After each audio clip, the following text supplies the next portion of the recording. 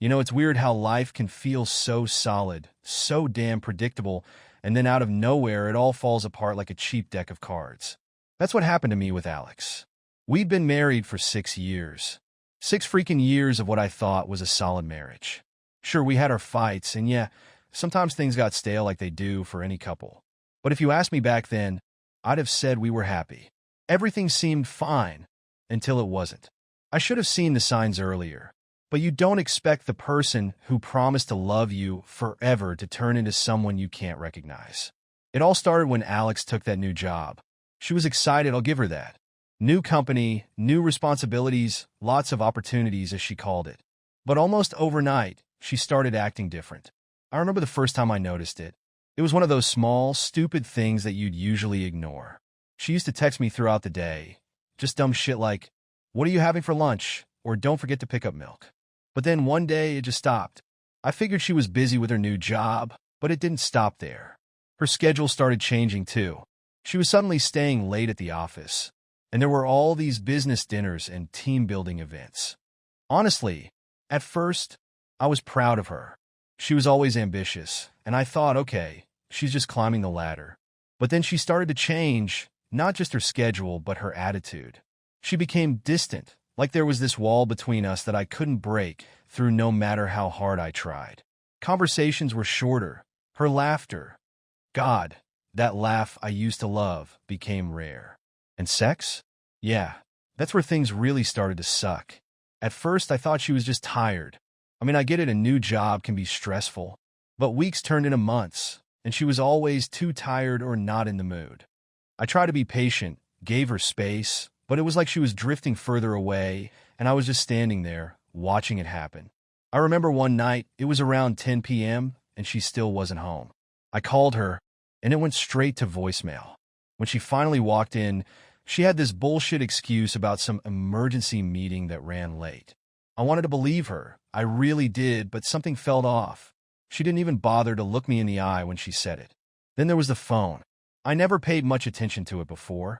But suddenly, her phone was always face down on the table or tucked away in her purse. She used to be one of those people who couldn't put their phone down, always scrolling through social media or texting. But now, it was always on Do Not Disturb, and if I so much as glanced at it, she'd get all defensive, snapping at me like I was some nosy neighbor. Call me paranoid, but you start noticing these things when your gut tells you something's up. And yeah, maybe I was being paranoid, until I wasn't. There was this one night where everything just clicked into place. Alex had another one of her business trips, only this time I wasn't buying it. So, like a goddamn fool, I stayed up, waiting for her to get home, hoping she'd prove me wrong. But as the hours ticked by, that pit in my stomach just kept growing. When she finally came back, it was well past midnight. She walked in, smelling like perfume that wasn't hers, and with this distant look in her eyes, like she wasn't really there. I asked her how the trip was, and she gave me this half-assed story that didn't add up. That's when I knew I had to find out what was really going on. I'm not proud of it, but yeah, I went through her phone. It took a few tries to guess her passcode, but when I got in, I wished I hadn't. The messages between her and that bastard Anthony were right there, like a punch to the gut. They were joking around, but it wasn't just innocent work banter. There were messages about how much they missed each other, and even pictures of them together, close enough to make my blood boil. When she got out of the shower, I was sitting on the bed, phone in hand. I didn't even say anything, just showed her the screen. Her face went pale, but she quickly tried to cover it up, saying it was all just a joke, that Anthony was just a friend. A friend, my ass. Friends don't send each other shit like this. I spat back at her, but she kept doubling down, insisting it was nothing. She even had the nerve to act like I was the one in the wrong for invading her privacy. That's when I realized she wasn't even sorry. No guilt, no remorse, just excuses. I pushed her for the truth, and finally, she came up with some sob story about how she hadn't felt connected to me, that I'd been emotionally distant. Are you kidding me? I was the one busting my ass, trying to keep our life together while she was off screwing around with her supportive colleague. It's not like that, she said, looking at me with those wide eyes, the same damn eyes that used to make me feel like the luckiest guy in the world. I needed to feel alive. Bullshit. That was all I could think. She needed to feel alive. So, she threw away everything we had? 6 years just like that? I don't know what pissed me off more. The fact that she cheated, or that she thought I was stupid enough to believe her excuses. But one thing was for sure. I wasn't going to just let her walk all over me and get away with it. She wanted to feel alive? Fine. I was going to show her just how alive I could make her feel by taking back control. That's when I decided I wasn't going to be some pathetic, heartbroken husband. If she thought she could betray me and just move on with her life, she had another thing coming. I wasn't going to leave her. Not yet. First, I was going to make her regret every goddamn moment she spent with that asshole. So, there I was, stuck in the ruins of what used to be my marriage, trying to figure out what the hell to do next. After confronting Alex, I couldn't just sit there and let her get away with her bullshit. The thing is, after you've been betrayed like that, you start looking at everything differently. It's like a switch flips inside you. And for me, that switch was set to revenge. I wasn't going to run off and cry about it. No way. If she wanted to act like she was above me, finding her freedom with some douchebag colleague, I was going to make her feel just as low, just as pathetic. And that's when I realized I had the perfect person to help me with my plan. Lucy, her mother.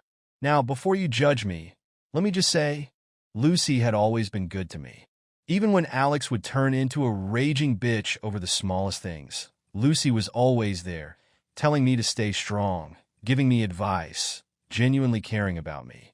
And yeah, I noticed how damn attractive she was. I mean, she was older, sure, but that woman was something else. I had always admired her, but now, in my twisted mind, she became more than just Alex's mom. She was the key to getting back at Alex. At first, it was simple. I started reaching out to Lucy more often, telling her I needed someone to talk to. She was always so eager to help, inviting me over for dinners, checking in on me. I played the part of the devastated husband perfectly. Told her how Alex was becoming more distant, how I was trying to hold on, but didn't know if I could anymore. It was all true, sure, but I made it sound like I was the lost, broken puppy in need of comfort. Lucy ate it up. She was so goddamn concerned about me, always asking if I was okay, offering to help in any way she could. And I took advantage of that. Every time I was over, I'd compliment her, tell her how much I appreciated her kindness, how I didn't know what I'd do without her. I could see it in her eyes. She was eating it up, feeling like she was the one saving me from my misery. It started off innocent enough. She'd invite me over to her place, saying I shouldn't be alone. At first, we'd just sit in her kitchen, talking over a couple of glasses of wine. But then, the conversations got deeper. I'd share how broken I felt, how I didn't know who to trust anymore, and she'd get this sad look in her eyes, like she genuinely hurt for me. It was all too easy. One night, when Alex was off on one of her business trips, I decided to take things a step further. Lucy had asked me over to help fix a leaky faucet in her kitchen. I showed up, toolbox in hand, but I had other things on my mind. After we finished the repairs, we ended up in her living room, just talking. I could tell she was lonely, and let's be honest, she was starved for attention. I started by sitting closer to her, touching her arm when I spoke, letting my fingers linger just a second too long. She was flustered, I could see it, but she didn't pull away. That's when I knew I had her. We kept talking, and at some point I mentioned how beautiful she looked. She laughed it off, but I could see her cheeks turn pink. Then I made my move. I leaned in, not too fast, just enough to gauge her reaction. At first, she was tense, like she wasn't sure what the hell was happening. But I whispered something about how grateful I was for everything she'd done for me, how she was the only one who understood me. I could see her resolve crumble in real time. She was alone, I was alone, and it was like we were two people just trying to find comfort in each other. When I kissed her, she didn't pull away. In fact, she kissed me back, and before I knew it, we were tearing each other's clothes off. I won't go into details, but let's just say that night, I forgot all about Alex.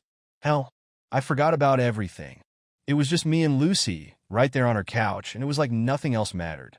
After that night, things between us escalated quickly. Every time Alex was off on another business trip, I'd end up at Lucy's place. She was like a drug, something I couldn't get enough of. But let's not kid ourselves. This wasn't about love or any of that romantic crap. For me, it was about control. about taking someone that Alex would never see coming. Every time I was with Lucy, I felt this twisted satisfaction, like I was finally one step ahead of Alex, making her pay without her even knowing it. Lucy, bless her heart, thought it was all about us finding comfort in each other. She had no idea I was using her to get back at her daughter, and that made it all the more satisfying. I'd spend nights with her, listening to her talk about how she just wanted to see me happy again, how Alex was probably just going through a phase. She had no clue what Alex had done, no clue that her sweet, innocent daughter was off screwing some other guy behind my back. And the best part? Alex was clueless. She'd call Lucy to check in, totally unaware that I'd just spent the night in her mother's bed. I'd listen to them talk while Lucy was still naked beside me, pretending like everything was fine. The irony of it was almost too sweet. This went on for weeks. Every time Alex had a late meeting or a weekend away, I'd find myself back at Lucy's house. And I could see Lucy falling for it, falling for me. She started talking about how she wished Alex had chosen a better path, how maybe we could work things out. Little did she know we were way past that point. After a few weeks of indulging in my twisted little affair with Lucy, I realized that it wasn't enough. Sure, screwing my wife's mother behind her back felt satisfying as hell. But that was just the appetizer. I needed the main course. I needed Alex to feel the humiliation, the gut-wrenching betrayal that had torn me apart when I first found out about her and Anthony. So, I started plotting how to bring this shitstorm into the open. If Alex thought she could just run around with that prick, Anthony, while I played the oblivious husband, she was in for a rude awakening. It was time to make her pay, and I was going to use her own mother to do it. I started with little hints, subtle, calculated comments at family gatherings. Just enough to make people wonder, but not enough to outright accuse me of anything. I'd casually mention how Lucy and I had been spending a lot of time together, how she'd been such a rock for me during these tough times. The first few times, people just nodded along, probably thinking I was just grieving the loss of my marriage. But then, I'd throw in something extra, a lingering look, a playful touch on Lucy's arm. Innocent enough if you didn't look too closely, but oh man, if you did, it was like a grenade waiting to go off. I remember one Sunday brunch at Alex's aunt's house. Everyone was there, her cousins, her friends, even a few of her colleagues. Perfect setting for what I had in mind. I made sure to sit next to Lucy. We were chatting, just a friendly conversation to everyone else, but I leaned in a little closer than I needed to. When she laughed, I placed my hand on her knee, just for a second, and I made sure people saw it. Her cousin, Tara, gave me this strange look across the table, but she didn't say anything. Just raised an eyebrow and whispered something to the person next to her. That's when I knew it was working. The whisper started that day, and I just kept feeding them, bit by bit, every chance I got. Lucy, bless her naive heart, had no clue what I was doing. She thought it was all part of us getting closer, that I was just being more open with her in public now. She had no idea I was using her as a pawn in my game to destroy her daughter. As the weeks went by, the rumors turned into full-blown gossip. Alex's friends started giving her weird looks. Her colleagues were whispering behind her back. And every time she came home from one of her business trips, I'd casually mention how Lucy had dropped by to check on me. "Your mom's been such a support lately," I'd say with this innocent smile. "She even stayed over last weekend when you were gone. It was nice not feeling so alone for once." God, the look on Alex's face. She'd go all stiff and defensive, probably thinking I was just being passive-aggressive. But I'd just smile sweetly, like butter wouldn't melt in my mouth. Then the perfect storm hit. Alex came back from one of her trips, and the tension in the air was so thick you could cut it with a knife. She must have heard something by then, because she was acting all weird, trying to probe me for information without outright accusing me of anything. But I played dumb, all innocent husband who just didn't understand why she seemed so agitated. The breaking point came when we attended a mutual friend's engagement party. It was one of those events where everyone knows everyone, and they all love to gossip. I made sure to show up with Lucy on my arm. Alex had arrived separately, probably thinking she'd get to spend the night mingling with her colleagues and pretending everything in her life was picture perfect. When Lucy and I walked in together, though, oh, the looks we got. People were whispering, pointing, nudging each other. I made a beeline for Alex, acting like nothing was wrong, like it was totally normal for me to show up with her mother as my date. "Hey, babe," I said, leaning in to kiss her cheek. "Hope you don't mind. Lucy wanted to keep me company tonight." Alex's eyes widened, and for a moment, I thought she was going to lose it right there in front of everyone. But she kept it together just barely. She excused herself, but not before shooting me a look that could have melted steel. After that party, shit really hit the fan. The rumors had spread like wildfire. People in Alex's social circle started distancing themselves. Her colleagues stopped inviting her to their after-work hangouts, and I heard through the grapevine that she'd had a meltdown in the office when someone asked about me and Lucy. But the cherry on top? Alex confronting me that night when she came home. She was trembling, either from rage or humiliation. I couldn't tell. "What the fuck are you doing with my mother?" she yelled as soon as she walked through the door. I just shrugged. "She's been there for me, Alex. More than you ever were." "You're disgusting," she spat, her face turning red. "How could you? With my mother, of all people?" I just stood there, letting her scream and rage. It was like all the anger she'd been bottling up finally came pouring out. But here's the thing, it didn't matter. She could yell all she wanted. The damage was done. Her world was crumbling, and she had no one to blame but herself. Lucy, meanwhile, was a mess. She called me, crying, asking what was happening, why Alex was refusing to talk to her. I comforted her, telling her not to worry, that Alex was just being irrational. But in reality, I had gotten exactly what I wanted. Alex was humiliated, Lucy was confused, and I was the puppet master pulling all the strings. Alex tried to fight back, to salvage what was left of her reputation, but it was too late. The scandal was out there. People knew. And the best part? I never had to lift a finger. I just watched it all unfold, a front-row seat to her slow, painful breakdown. But I wasn't done yet. The humiliation was only part of my plan. I wanted her to suffer, truly suffer. And what better way to do that than by stripping away everything she'd ever cared about, her career, her friends, her pride. That's when I knew it was time to move on to the next stage of my plan. Because if she thought this was bad, she had no idea what was coming next. You'd think I would have felt some kind of satisfaction after blowing up Alex's life. But no. Sure, the look on her face when she found out about me and her mother was priceless. But it was only the beginning. I needed more than just a scandal. I wanted to watch her life crumble piece by piece until there was nothing left but ashes. The affair with Lucy? That was just the warm-up. Now it was time for the real fun. Dismantling everything Alex had ever worked for. If she thought she could waltz off into the sunset with her hotshot lover, leaving me in the dust, she was about to learn the hard way that I wasn't someone you could screw over without consequences. The first thing I did was take a hard look at our finances. You see, while Alex was busy playing house with Anthony, she never noticed how much control I had quietly taken over our financial situation. I had access to everything: bank accounts, investments, retirement funds. It was all right there at my fingertips. And Alex? She was so distracted by her new life that she hadn't even bothered to check our joint accounts in months. So I started moving money around. Nothing big at first, just small transfers here and there. Enough to go unnoticed, but enough to set the stage for what was to come. I opened a few accounts in my name, made some investments that she didn't know about. Hell, I even took a chunk of our savings and stashed it away offshore. All the while, I kept up the charade, acting like the devastated husband she thought I was. I was patient, methodical. The trick was to bleed her slowly, like a leech. I knew I had to keep her in the dark until the moment was right. And she made it so damn easy, still trying to juggle her affair, her job, and the fallout from the public humiliation I'd already set in motion.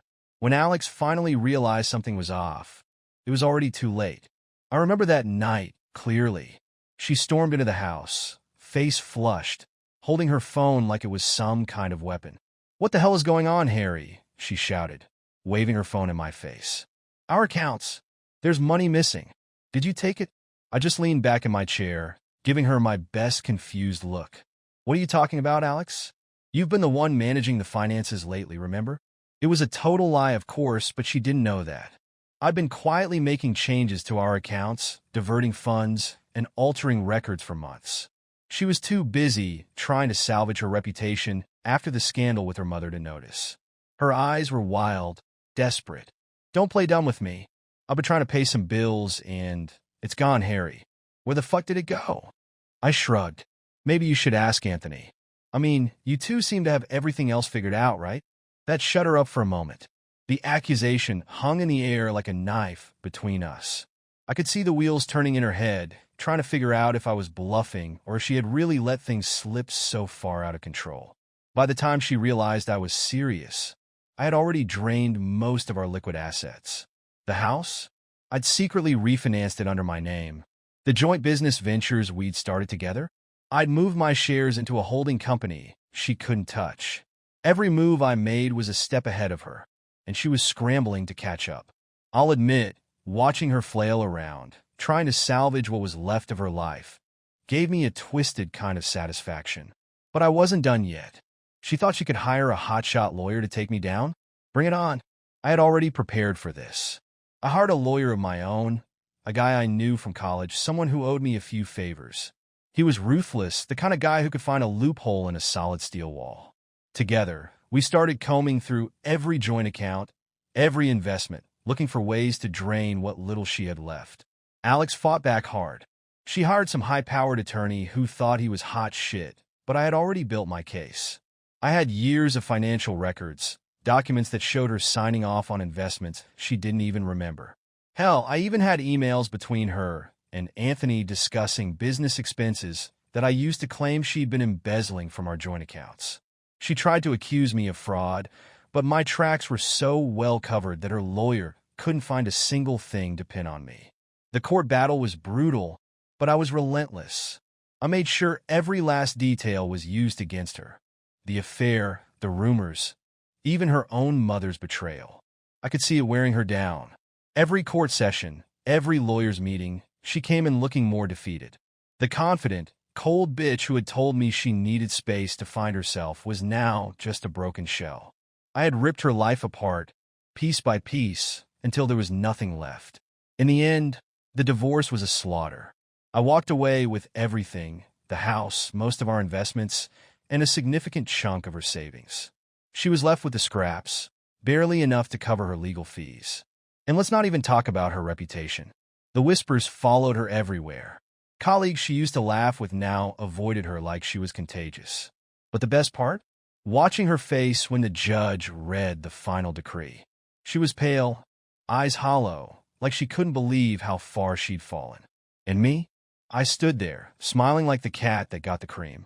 I had played her like a fucking violin, and she hadn't even realized it until it was too late. After the ruling, Alex tried to corner me outside the courthouse. "Was it worth it, Harry?" she asked, her voice barely more than a whisper. "Destroying everything we built." I leaned in close so only she could hear me. "Worth it? Sweetheart, this was just the beginning." She just stood there, tears in her eyes, but I felt nothing. No pity, no regret. She had broken my heart, so I shattered her life. And as I walked away, all I could think was how satisfying it was to finally see her get what she deserved. But even then, I knew I wasn't done. There was still one more move to make, one last nail to drive into the coffin of the life we used to share. It's funny how you can ruin someone's life, watch everything burn to the ground, and still wake up the next morning feeling, well, a little empty. I won't lie. Seeing Alex reduced to nothing, walking out of that courthouse with nothing but tears in her eyes and the weight of her own bad decisions, that was satisfying as hell. But the thrill was gone as soon as it came. Once the divorce was final, I knew I had to get the hell out of that town. Too many memories, too many people who knew me as the guy whose wife fucked her colleague and got what was coming. I needed a clean break, so I sold the house, the same house where all those lies were spun, and pocketed every last cent. It was time to start fresh. That's how I ended up in Phoenix. Phoenix was everything my old life wasn't. New faces, new places, and the heat? It was relentless, almost like it was burning away the remnants of my past. I got a nice condo downtown, nothing too flashy, just enough to remind myself that I'd earned it. The best part? No one here knew my story. I could be whoever the fuck I wanted to be. I threw myself into work. I used the contacts I'd built during my marriage with Alex, leveraging those connections to get a cushy job that paid more than I'd ever made before. And yeah, I took control of the business ventures we'd started together. Those were mine now. I made sure of it. The company was thriving. And for the first time in a long time, I was free to focus on myself without someone else's bullshit weighing me down. But let's not pretend I was some kind of monk. I had money, freedom, and a clean slate, and I intended to enjoy it. I wasn't looking for anything serious, not after what Alex put me through. Casual flings, no strings attached, that's what I needed.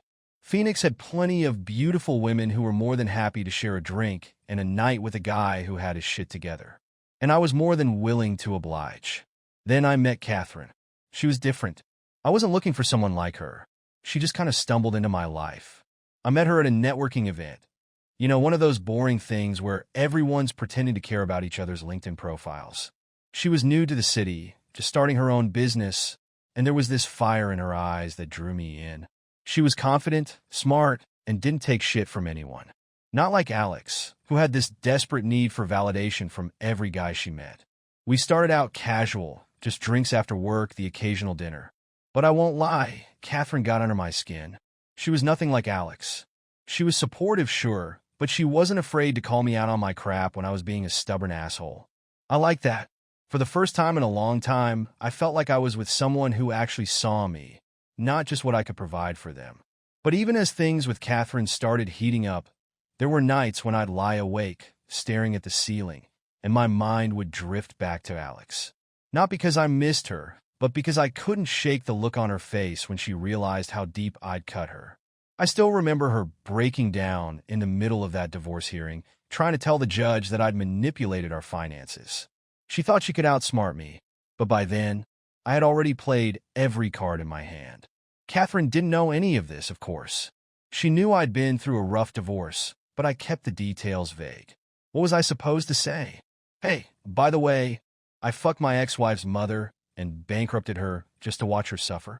Yeah, not exactly a story to share over a romantic dinner. So I kept that part of my past locked away, buried under the new life I was building. And for a while it worked. I was happy. I had Catherine, a thriving business, and no one in Phoenix knew a damn thing about who I used to be. But every now and then, I'd get a text from an unknown number. It was always short, something like, "Hope you're doing well," or "Thinking of you." I knew it was Lucy. I hadn't spoken to her since the divorce, but it was obvious she hadn't moved on. I never replied. There was no point. Lucy was just another casualty in the war Alex started. The sad thing was, she'd been nothing but kind to me, but in the end, she was just collateral damage. And sometimes, on those nights when Catherine was asleep beside me, I'd think about what I'd done, the destruction I'd left behind. I'd wonder if maybe, just maybe, I'd gone too far.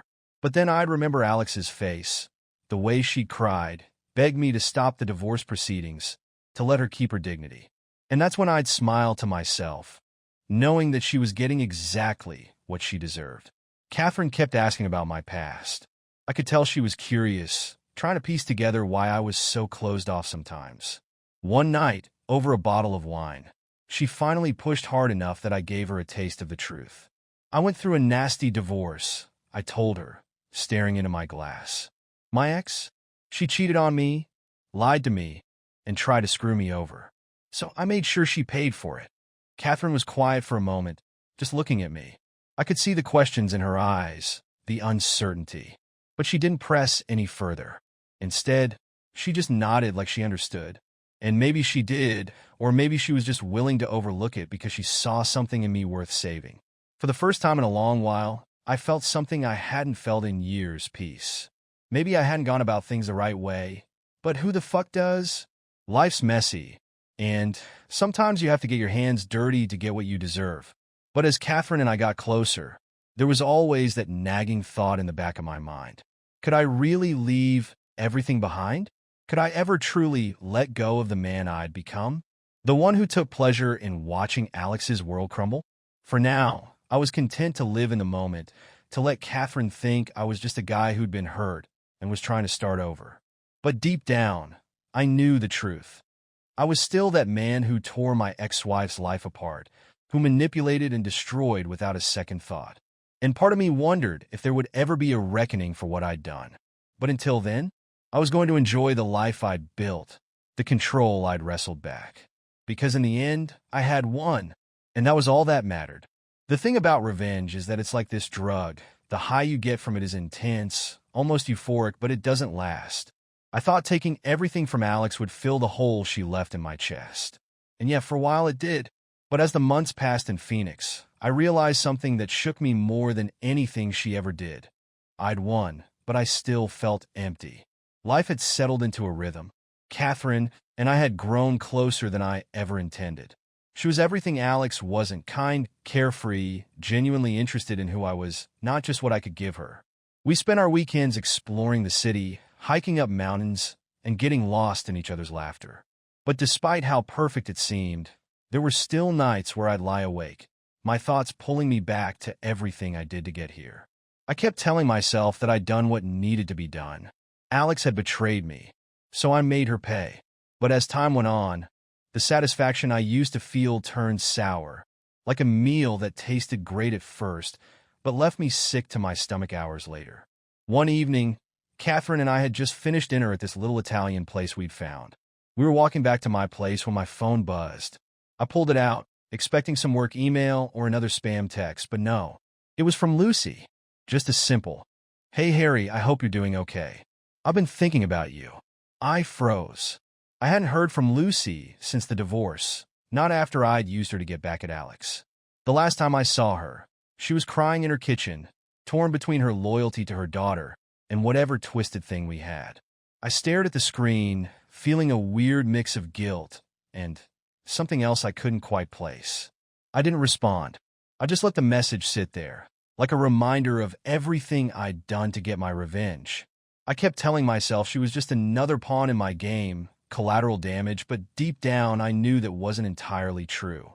Lucy had been kind to me, probably the only genuine thing in that entire mess, and I'd used her like a tool to hurt Alex. Catherine noticed something was off when we got back to my place. She always had this uncanny way of sensing when my mind was somewhere else. She poured us some wine, sat down next to me on the couch, and just waited. She knew I'd talk when I was ready. Finally, I told her, not everything, but enough. I told her about the betrayal, about Alex, about how I'd torn apart everything in our lives just to get even. I didn't tell her about Lucy or the extent of my manipulation, but I gave her enough to paint the picture. Catherine just listened, not saying a word. And when I was done, she reached out and took my hand. "You went through hell," she said softly, "but maybe it's time to let it go, Harry. You're not that man anymore." Her words hit me harder than I expected. For years, I defined myself by the anger, the pain, the need to be the one in control. But here was this woman who saw something in me beyond the bitterness, beyond the revenge. But it wasn't that simple. It's not like you can just flip a switch and suddenly stop being the guy who tore his wife's life apart. Every now and then, I catch myself thinking back to that day in court, the look on Alex's face when she realized she had nothing left. I'd feel that dark satisfaction creeping back, but now it was tainted with something else, regret, maybe? I'm still not sure. I never replied to Lucy's message, but it haunted me for weeks. I couldn't shake the feeling that I'd burned too many bridges, left too many bodies in my wake. I'd won the war, but at what cost? Catherine was patient, though. She didn't push, didn't demand that I spill every dark secret. She just let me be. And slowly, I started to realize that maybe there was a life beyond all this, a life where I wasn't defined by my past. One night, after we'd been together for nearly a year, she asked me, "What do you want, Harry? I mean, really want?" I didn't have an answer for her right away. I'd spent so long chasing revenge, chasing that feeling of control, that I'd never really thought about what came next. But as I looked at Catherine, the way her eyes softened when she looked at me, I realized that maybe, just maybe, I wanted a future where I wasn't constantly looking over my shoulder, where I wasn't haunted by the ghosts of everything I'd done. The thing is, letting go is hard as hell. It's easier to stay angry, to keep blaming everyone else for your pain. But if there's one thing I've learned through all this, it's that revenge is a shitty foundation to build your life on. Yeah, it feels good in the moment, but when the dust settles, all you're left with is emptiness. I'm not saying I'm a saint now, or that I've got it all figured out. Hell, I'm still that guy who wrecked his ex-wife's life without blinking an eye. But I'm starting to understand that holding on to all that anger is just a way of avoiding the real problem. That maybe I wasn't as innocent in all this as I like to pretend. Catherine doesn't know everything, and maybe she never will. But she knows enough to see the parts of me that are worth saving. And maybe that's enough. For the first time in a long while, I'm trying to look forward to see a life that's not just about winning some petty game of revenge. So, here I am months later still figuring it out. I don't know if I'll ever completely let go of the past. But I'm trying. And maybe that's all you can really do. In the end, I thought destroying Alex would fix everything, but it turns out the real battle was with myself. And now I'm trying to rebuild something real, something that isn't just about getting even. Because, in the end, winning doesn't mean shit if you've lost yourself in the process.